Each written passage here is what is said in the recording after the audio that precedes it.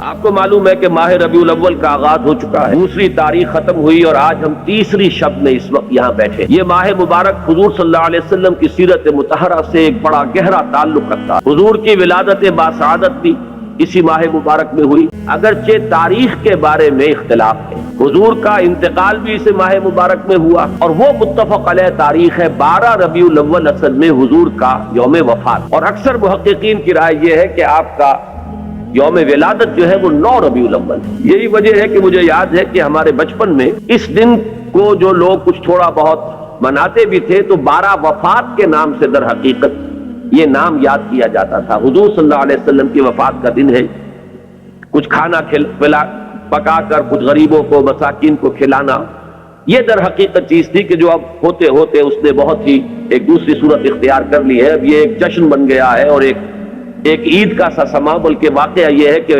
جو اصل 2 عیدیں ہیں وہ کہیں پیچھے چلی گئی ہیں، اور یہ جو 2 عیدیں ہم نے ایجاد کی ہیں، ایک عید میلاد النبی اور ایک عید استقلال، اگر ہم جائزہ لیں تو شاید یہ 2 جو ہے یہ زیادہ فور گراؤنڈ میں آ چکی۔ لیکن یہ کہ جہاں تک آپ کی ولادت اور آپ کے وفات کا اس ماہ مبارک میں ہونا ہے وہ ثابت ہے۔ مزید برآں حضور کا ورود مدینہ منورہ میں بھی ماہ ربیع الاول میں ہوا ہے۔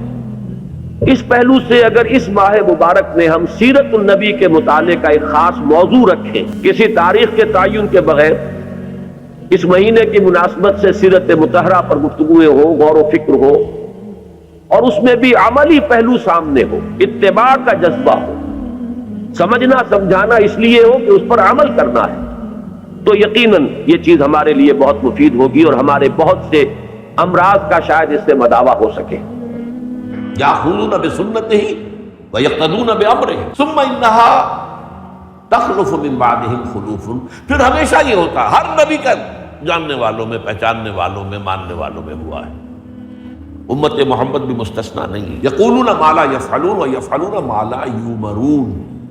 یہاں نوٹ کیجئے کہ وہ کہتے وہ تھے جو کرتے نہیں تھے، اور کرتے وہ تھے جس کا حکم نہیں۔ عید میلاد النبی کیا حضور کا حکم ہے؟ کیا اس کا کوئی ثبوت صحابہ سے؟ کیا ہم صحابہ کے مقابلے میں حضور سے زیادہ محبت کرتے ہیں؟ لیکن تھا کہ معاملہ ما لا یؤمرون، جس چیز کا حکم ہوا نہیں اس پر عمل ہو رہا۔ یہ ہے در حقیقت رسم پرستی، اور رسم کے اندر پھر اضافہ ہوتے چلا جاتا ہے، اس پر ردے پر چڑھتے چلے جانا جو ہے، یہ دوسرا سبب ہے۔ اور اس کا ایک نتیجہ جو نکلتا ہے وہ اسی پر بات ختم کروں گا، اگرچہ ایک اور حدیث جو ہے اس موضوع پر بہت اہم ہے۔